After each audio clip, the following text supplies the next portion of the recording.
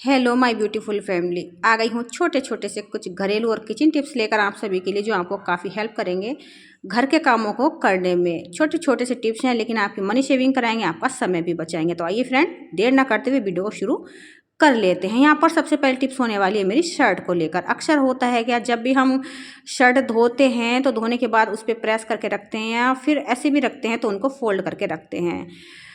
और जब हम इसे फोल्ड करते हैं तो इसकी जो फोल्डिंग होती है ना, वो बिगड़ जाती है, टेढ़ी मेढ़ी होती है, यानी कि सही से परफेक्ट फोल्डिंग हमारे से इसकी नहीं होती है। अब आपने करना है कि आपको कोई भी पुरानी किताब ले लेनी है, या फिर कोई गत्ता वगैरह है वो ले लेना है।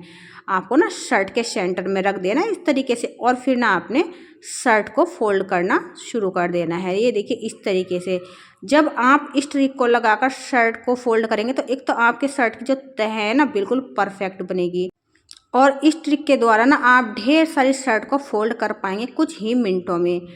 तो ये टिप्स अगर फ्रेंड आपको अच्छी लगी है तो दोस्तों में, फैमिली में शेयर कीजिएगा, ताकि और भी लेडीज़ों को थोड़ी सी हेल्प मिल सके। क्योंकि कपड़ों को अगर हम अच्छे से तह बना के रखते हैं तो बहुत ही सारे कपड़े हमारे थोड़ी सी जगह में आ जाते हैं। अब इस शर्ट को देखिए इस तरीके से पलटना है कॉलर की तरफ से, और इसको ना मतलब कि ये जो हमारी किताब थी इसे हमें निकाल लेना है। यहाँ से देखिए बहुत अच्छे से आप इसे निकाल भी पाएंगे, और आपकी परफेक्ट तह बन जाएगी शर्ट की। इसकी अगली टिप्स है फ्रेंड चाबी को लेकर। अक्सर होता है कि हम कभी कभी ना ऐसे ही चले जाते हैं मार्केट, या फिर इधर उधर पड़ोसी के घर भी बैठने चले जाते हैं, तो एक ही चाबी लेके चले जाते हैं। और या फिर आप समझ सकते हैं कि चाबी का जो गुच्छा होता है उसे ले जाना नहीं चाहते हैं, या फिर हमारी चाबी में छल्ला नहीं होता है, आप कुछ भी समझ लीजिए। तो चाबी जब संग में ले जाते हैं इस तरीके से, तो वो जो ना मतलब गुम जाती है, क्योंकि हमारे हाथ में रहती है वो, तो बहुत जल्दी से खो जाती है। हम रख देते हैं, हमको याद भी नहीं रहती है कि हमने चाबी कहाँ पे रखी है, और खो जाती है चाबी। फिर हमें ताला तोड़ना पड़ता है। तो आपको पुरानी रबड़ लेनी है और इस तरीके से चाबी में सेट कर लेनी है। अब आपका बहुत ही अच्छा सा एक मतलब कि चाबी का छल्ला बन के तैयार हो चुका है। इससे फ़ायदा ये होगा फ्रेंड कि अब आपको चाबी ना हाथ में लेने की ज़रूरत नहीं पड़ेगी। इस तरीके से आप इसे हाथ में डाल लेंगे ना, तो ये जो आपकी चाबी है ना आपके हाथ में लटकी रहेगी। आप बेफिक्र होकर कहीं पे भी जाइए आराम से, आपकी चाबी कभी भी नहीं खोई जाएगी। अब आपके हाथ में ये आराम से लटकी रहेगी, चाहे आपके हाथ की मुट्ठी खुली हो चाहे बंद हो। अब आपकी चाबी कभी भी खोई जाने वाली नहीं है। अब इसकी अगली टिप्स है फ्रेंड नेल कटर को लेकर। अक्सर होता है क्या कि हम ना नेल कट करने के लिए बैठ जाते हैं, और हमें ये नहीं ध्यान रहता है कि हम कहाँ पे बैठे हैं, हमें यहाँ पे नेल काटने हैं या नहीं काटने हैं, बस हम नेल काटने बैठ जाते हैं। अब होता यह है कि नेल काटते हैं और हम वहाँ से उठ जाते हैं, ये नहीं गौर करते हैं कि जो नेल हमारे नीचे गिरे हैं कटने के बाद, ये किसी के पैर में गड़ सकते हैं। और अगर घर में छोटे बच्चे होते हैं तो छोटे बच्चों को तो बहुत जल्दी ये चुभ जाते हैं, बच्चे रोते रहते हैं, और हमें समझ में ही नहीं आता है कि हमारे बच्चे क्यों रो रहे हैं। क्योंकि जो छोटे बच्चे होते हैं जो बोलते नहीं हैं, मतलब बहुत छोटे होते हैं, तो वो बता भी नहीं पाते हैं कि हमारे पैर में या हाथ में नाखून गड़ा है, अब रोते रहते हैं। तो फ्रेंड आपको इस समस्या को ना झेलना पड़े तो आपको एक टिप्स शेयर करने जा रही हूँ, आपको उसे फॉलो करना चाहिए फ्रेंड। बहुत ही अच्छी सी टिप्स है, छोटी सी है लेकिन बहुत ही हेल्पफुल है। अब देखिए फ्रेंड मैंने यहाँ पर ये नेल काट लिए हैं, और ये छोटे छोटे से नेल जो कटने के बाद नीचे पड़े हैं ना, इस तरीके से इसी को हम छोड़ देते हैं। तो आपको छोड़ना नहीं है, आप बेझिझक कहीं पे भी बैठ के नेल काट लीजिए अपने, कोई बात नहीं है। लेकिन उसके बाद ना आपको करना क्या है, ये देखिए इस तरीके से ना टेप का एक छोटा सा टुकड़ा कट करना है, और इस तरीके से सारे नेल ना आपको टेप पर चिपका लेने हैं। और फिर ना बाद में आपने करना क्या है, इस टेप को फोल्ड करके ना फेंक देना है डस्टबिन में। तो ये होगा कि छोटे से छोटे जो नाखून भी कटने के बाद जो नीचे गिर जाते हैं ना, वो सारे टेप के ऊपर चिपक जाएंगे, किसी को भी नहीं गड़ेंगे। और यहाँ पर देखिए मैं कितने सारे नेल आपको यहाँ पे दिखा रही हूँ, कटे हुए टेप ने सारे नेल अपने ऊपर चिपका लिए। अब इस तरीके से फोल्ड करूँगी और मैं इसे फेंक दूँगी डस्टबिन में। अच्छी सी टिप्स है फ्रेंड, हो सके तो इसे यूज किया कीजिएगा। और भी टिप्स आपके साथ शेयर करूँगी जो बहुत ही हेल्पफुल होने वाली है। अब देखिए फ्रेंड, हम क्या करते हैं ना, सिलेंडर को ला के रख देते हैं। एक सिलेंडर हमारा किचन में लगा रहता है और एक हमारा रखा रहता है। तो होता क्या, उसमें जाले बैठ जाते हैं, डस्ट बैठ जाती है, उसे हम सही से क्लीन भी नहीं कर पाते हैं। और जब हमारा सिलेंडर किचन का मतलब कि खाली हो जाए तो हम तुरंत उसे उठाते हैं और यूज कर लेते हैं, जबकि उसके अंदर काफ़ी सारी गंदगी पहले ही जमा हो जाती है, बाद में क्लीनिंग करते हैं। लेकिन देखिए खाने पीने की चीज़ों के साथ कोई भी कॉम्प्रोमाइज़ नहीं करना चाहिए, हमें पहले ही सावधान रहना चाहिए। तो आप इस तरीके से नारियल वाली झाड़ू उठाइएगा तो सिलेंडर को लगाने से पहले आप किचन में इस तरीके से थोड़ा सा झाड़ दीजिएगा।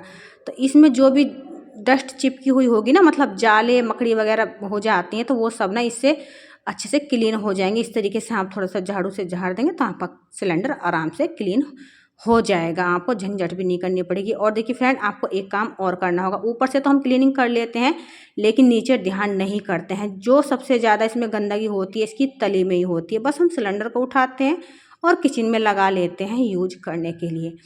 तो यहाँ पर देखिए फ्रेंड, आपको करना क्या है, सिलेंडर को लगाने से पहले आपको ये काम ज़रूर करना है कि आपको ना झाड़ू से थोड़ी सी इसकी तली को झाड़ देना है सिलेंडर की। या फिर किचन में भी रखा रहता है तो आपको 8 दिन में तो इस तरीके से सिलेंडर के नीचे नारियल की झाड़ू डालकर क्लीनिंग ज़रूर करनी चाहिए, क्योंकि इसके नीचे कॉकरोच वगैरह छुप के बैठ जाते हैं, कुछ भी चीज़ बढ़ जाती है। इसमें होल भी होते हैं और थोड़ा सा मतलब जगह रहती है इसमें नीचे, तो मकड़ी वगैरह जाले वगैरह लग जाते हैं। तो आपने ये काम बिल्कुल भी नहीं करना है। आपको समय समय पर सींक वाली झाड़ू से इसकी क्लीनिंग करते रहना चाहिए। अब देखिए फ्रेंड, होता है क्या, सिलेंडर को तो हम रख देते हैं और पोछा लगाते रहते हैं। ऐसे ही रोज़ पोछा लगाते हैं, पोछा गीला रहता है, फिर सिलेंडर को उसी जगह पर खिसका देते हैं। तो होता ये है कि नमी पकड़ने के कारण सिलेंडर की तली में ना जंग लग जाता है, और जंग लग जाता है तो फर्श खराब लगता है, अच्छा नहीं लगता। और जंग के निशान थोड़े से जिद्दी होते हैं तो जल्दी से छूटते नहीं हैं। लेकिन हम गौर नहीं करते हैं, हम डेली इसी प्रोसेस को करते हैं, पोछा लगाते हैं खिसका के सिलेंडर को और फिर उसी जगह पे रख देते हैं। तो सिलेंडर के नीचे थोड़ी सी हवा नहीं जाती है, एयर नहीं जाएगी, तो थोड़ा सा नमी सी रहती है, तो सिलेंडर में ना जंग लग जाता है तली में इसकी। अगर बाई चांस आपके साथ भी ये वाली प्रॉब्लम आती है कि जंग लग जाता है फर्श पे, टाइल्स पे, तो आपने करना क्या है, बहुत ही अच्छी सी ट्रिक्स आपके साथ शेयर कर रही हूँ।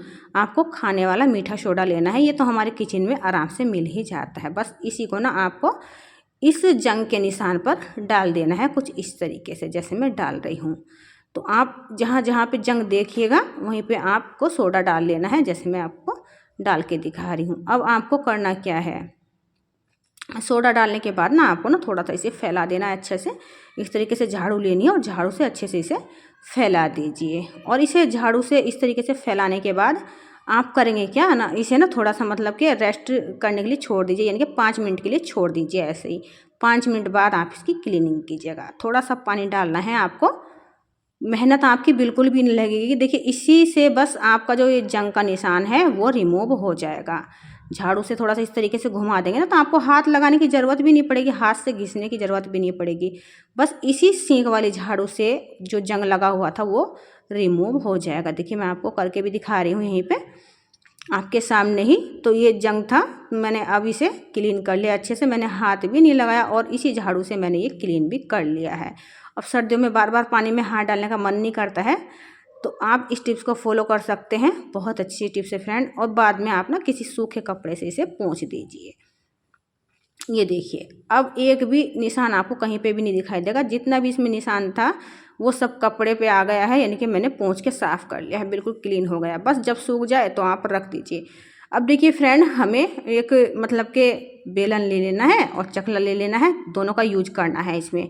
अब देखिए मैंने ये चकला ले लिया है, इसको मैंने उल्टा करके रखा है और इसके ऊपर हमें सिलेंडर को रख देना है। अगर आपके पास इसकी ट्रॉली नहीं है ना सिलेंडर की, तो आपको ये ले लेना है। इससे ये फ़ायदा होगा, नीचे एक तो जंग नहीं लगेगा फर्श पे, या फिर देखिए आपको करना क्या है, आपको थोड़ा सा इधर उधर खिसकाना भी होगा, तो बहुत अच्छे से मूव करता है, घूमता रहता है, तो आप इसे आगे पीछे आराम से खिसका पाएंगे सिलेंडर को इस मतलब कि चकले के द्वारा। और देखिए फ्रेंड, आपको बेलन का यूज भी मैं आपको बताऊंगी। अक्सर होता है कि हमें पता नहीं रहता है कि हमारा सिलेंडर कब ख़त्म होने वाला होता है, तो आप थोड़ा सा इसे बजा के देखेंगे ना इस तरीके से, तो आपको पता चल जाएगा। आवाज़ थोड़ी सी बाहरी लगेगी, जहाँ पर सिलेंडर में गैस भरी होगी, जहाँ पे खाली होगा तो वहाँ आवाज़ थोड़ी अजीब सी आएगी।